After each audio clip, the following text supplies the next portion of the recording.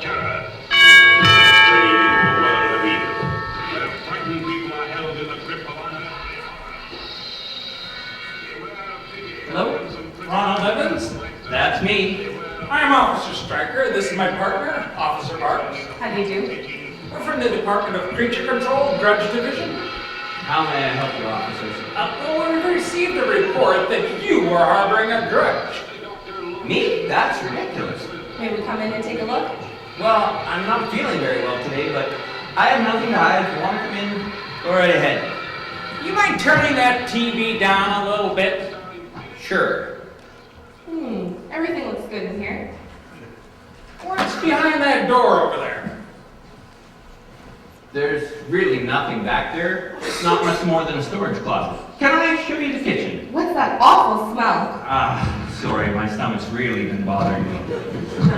No, I think it's coming from this room. What are you storing in there? Not much. This and that. Nothing that'd interest you. Why don't you let us be the judge of that? It's locked. Right. I hardly ever go in there. Would you unlock it for us, please? I suppose. Yeah, I just find a key. No problem. Let's see, that's a car key. You know, Mr. Evans, grudges seem to make good pets, especially the small ones, but they can never be domesticated. And the older they get, the uglier they get. And you can't keep them hidden forever. Sooner or later, they're going to escape and maul someone. I'll keep that in mind, just in case I ever happen to see one. I can't seem to find the key for that door, but I assure you there's nothing in there that would ever harm me. Mr. Evans? Call me Ron, please. Can I get you guys something to drink? No thanks. Snack then. Maybe some crackers and cheese? Cheese? What kind of cheese? I think I have Gouda. Should I get you some? No, really. We just ate. Some dessert then. I have some wonderful caramel coconut fudge. Oh, coconut, my favorite. Fresh coconut. Absolutely. Okay. I'll need to just get you. No! Thanks, Ron. I have to say that you seem to be a little uncomfortable. Nervous even. Like you're hiding something. No! No, nothing at all. Who told you I was harboring a grudge anyway? Was it my ex-girlfriend, Wilma? I knew it. Wilma just won't let this thing go. She's going and blabbing it to everyone, trying to get them on her side. That's not important. What is important is that you understand the consequences of such a thing. It was a simple mistake. One little slip-up when I forgot to get her anything for Valentine's Day. And it happened to be a year since we met. Haven't either of you ever forgotten an important anniversary? This isn't about us, Ron. What is important is that Valentine's Day is more important to women than us guys. We have to do something or their feelings can be hurt badly. It's a conspiracy by the candy and card companies, and we get sucked into going along with it by guilt. Well, I'm not buying it. Ron, we're here to help. Getting a grudge is much easier than getting rid of one. And we can assist you if you only cooperate with us. Yeah, to make it worse, she backed out of the garage and out the driveway and hit my bike. I had just spent $850 getting it repainted. She did it on purpose. Phyllis, why don't you take her on here to the kitchen? I'll keep working on this door here. No, you can't go in there. I just had it fumigated. Roaches, big ones. Oh, God, we passed with fudge. Stand aside, Ron. We know what you're hiding. No, you don't understand. Just settle down. This is for your own good. If you won't help us, Ron, we'll break down the door anyway. All right, I'll try it again. I think this key should do it. I'll try it. You stay there. Be careful. There might be stuff in there after all this time. See? Nothing in there.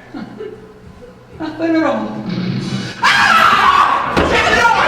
Shut the door! That is totally in the night! Hold the door now! Hold the door again!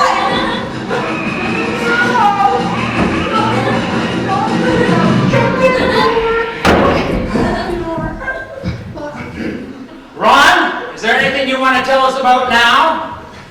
I think we should sit down and discuss this. Sure. Since you know, I might as well tell you everything. Why don't you tell us how it all started, Ron? Well, it all began right after I got upset with Wilma for ruining my bike. Sitting out on the front porch, and along comes this little grudge hopping up on the front step. It looked so cute and harmless. They all do at that age.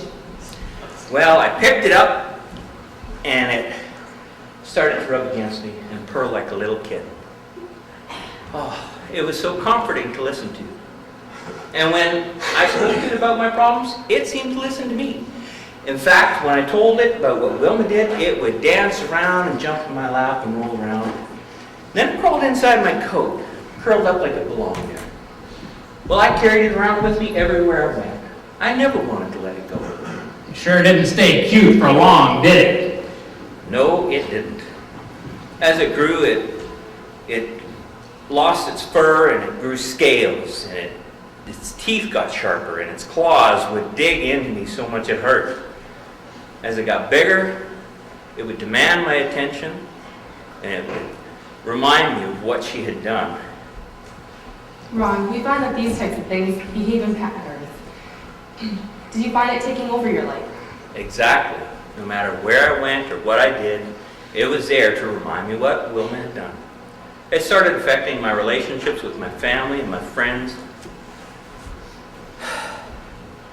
Finally, I locked it in the storage room there. That's probably 3 months ago.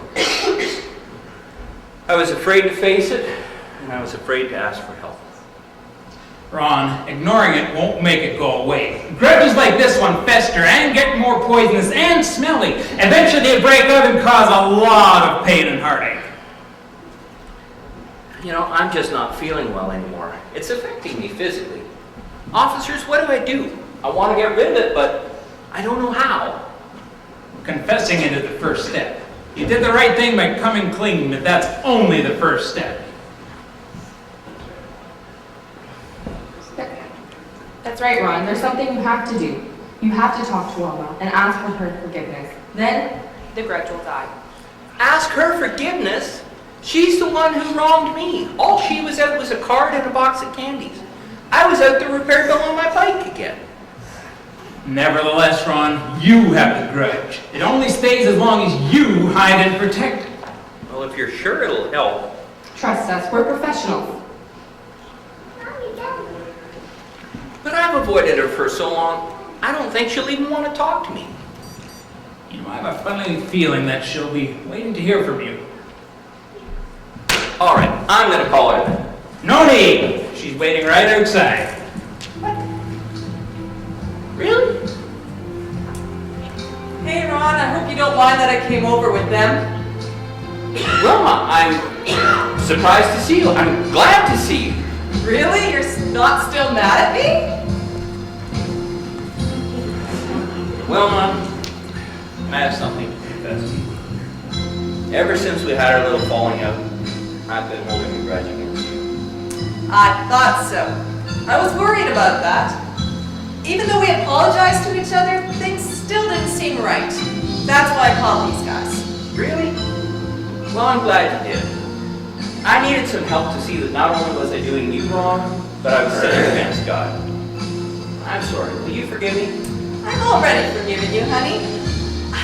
I never wanted us to have this falling out. I am really sorry about your bike. It really was an accident, you know. Yeah, I forgive you. Thank you. And I'll never mention it again.